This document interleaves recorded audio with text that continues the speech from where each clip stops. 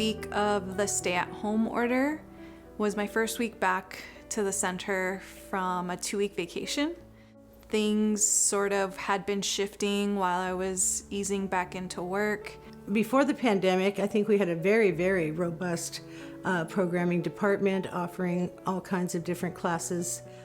And when the pandemic hit, I don't think we really knew if it was going to continue and how long. So I think some of the first things we did was, how can we connect to our community? Thinking about we can't stay unconnected, so what do we do to connect?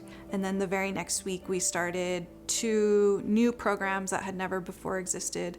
One was called Social Caring in the Quarantine, and the other one was called Managing Emotions During a Pandemic. We've been able to keep adding onto our programming to where we have over 20 Zoom classes happening, and I've just approved 6 more new classes, so we have got some innovative and new programming that we've never seen before that we're going to put out on Zoom now. We are creating what we did before in a different way. My name is Stuart Huggins. I work with the center primarily because of my work with PFLAG. When we moved here in 2016, one of the first things we did was we found the men's chat group. When the pandemic struck, and I knew that there would be guys from the group for whom this is their only social outlet, and I wanted to put myself out there as someone who'd be willing to try to recreate some of what we had in that really great group, in that really great room. The Zoom meeting is in no way meant to replace the face-to-face interaction that we have. We can't do that. But this way, people who want to can interface with each other in a format that they feel comfortable with.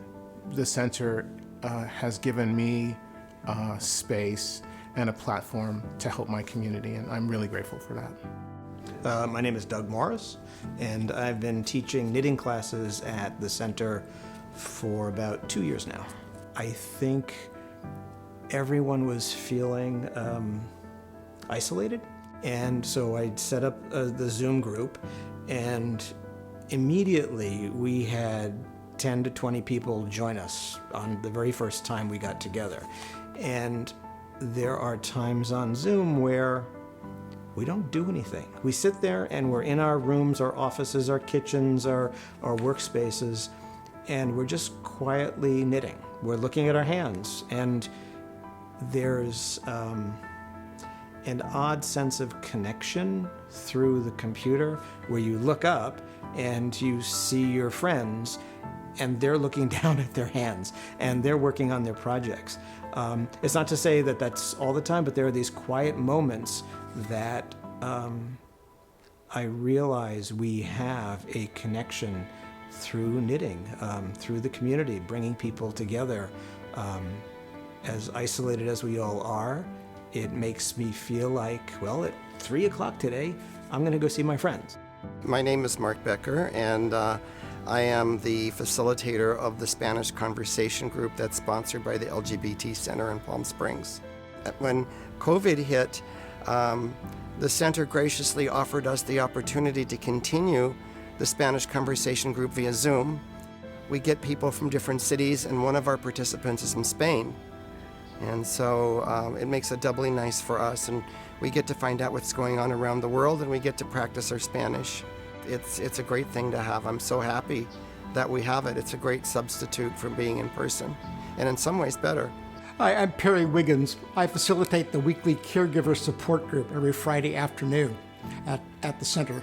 So the caregiver support group now meets on Zoom. When we were meeting face-to-face, there usually were about 8 to 10 people who would come on a Friday afternoon. With the Zoom format, we've been having about 4 to 6 people participate. Some folks have expressed that sitting at home in front of their computer, they don't have the same kind of privacy to be able to talk about the situation of caregiving and the person that they're caring for. Other times, the floodgates open and all of the things that they have wanted to talk about for so long as a caregiver, now this is a place and a time where they can do that. I get almost as much as the caregivers do from the weekly sessions. My name is Reed Brown, and I am connected to the center I go to the Tuesday Zoom group, Managing Your Stress Through the Pandemic. I own a hair salon in Palm Springs, and I'm sure everybody knows kind of the crazy that we've gone through with the pandemic.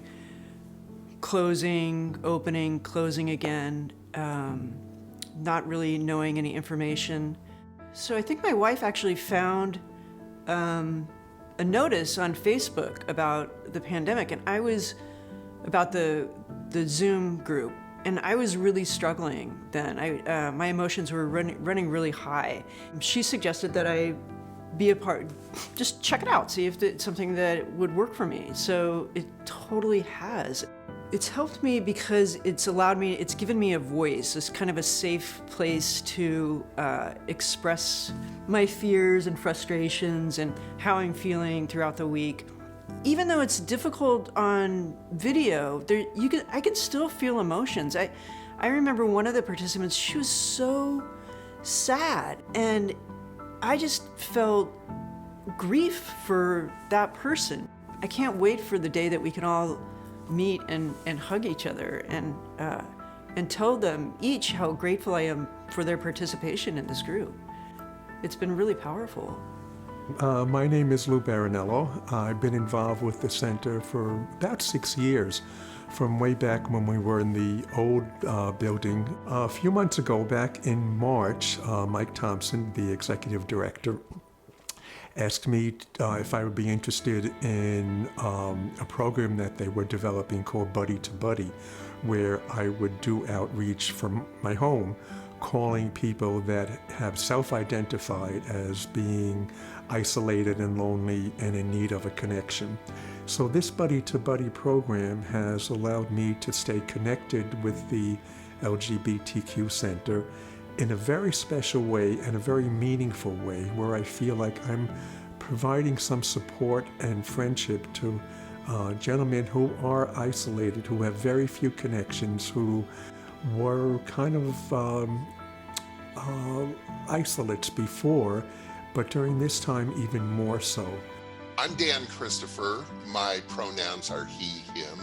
The center started offering the 2 Zoom community conversations on Monday, social caring, and on Tuesday, dealing with emotions during the pandemic. I joined in and have been a regular ever since. Those Zoom programs have given me a connection. They have given me an outlet. They have offered me the opportunity to feel empathy and connection with others. They have provided me resources. It's been a true lifeline. Hi, I'm Mina Hartong. And I'm Pia Hasengawa. We were sheltering in place in upstate New York, and we found the women's chat on the center website, and we're quite excited about that because we love Palm Springs. We have visited here about 5 times. It's just been so wonderful because, you know, to move anytime is challenging, but then we're moving now in a pandemic, and we brought 2 suitcases and we don't know where our stuff is. And, you know, we've made some really wonderful connections and friends. I can't imagine how our move would have been so much harder if we hadn't had that chat. And I think that also we're getting feedback from other people who are on the chat, how isolating it would have been. Some of them really rely on it because for health reasons, some of the participants are not able to leave the house. Mm-hmm. So the Zoom chat, connecting with people, even though it's virtual, is really helping them with their mental health also. My name's Will, and I am a volunteer with the food bank, and I help direct traffic every Thursday afternoon. I also deliver groceries every other Thursday to a couple people in Desert Hot Springs. I was really glad that a couple weeks into my volunteership, Mike Thompson, and called and asked if I would be willing to deliver groceries. And I was especially interested in doing that because, I have a car, I had lots of time on my hands, which I still do. That really personal touch of being able to hand someone their groceries, or more like put it on their doorstep, but they would always open the door and say hello. This one woman out in Desert Hot Springs has made me a couple masks, which is just so sweet. She called the center and left Guillermo, the volunteer, he used to be the volunteer coordinator, let me hear her message, and she was just crying with gratitude about bringing her food. And that just made me feel so good. Just that I could help in some small way. If we didn't make this shift to supporting whole people and supporting our own processing, we would have a lot more people who were lost. And I hear stories all the time about how people, miss coming into the center, but at least they feel connected in the Zoom classes that we're able to provide for them. I know for me, if we didn't have the pandemic programming that we have right now, I don't know that I would have had much to hope for. And it's like those moments of laughter, of tears, and I'm like tearing up just thinking about it, because I'm like recalling conversations that I've had with people on Zoom that I've never met before. And all of that is beautiful and hard, and my life certainly wouldn't be as rich if we didn't have that, especially right now.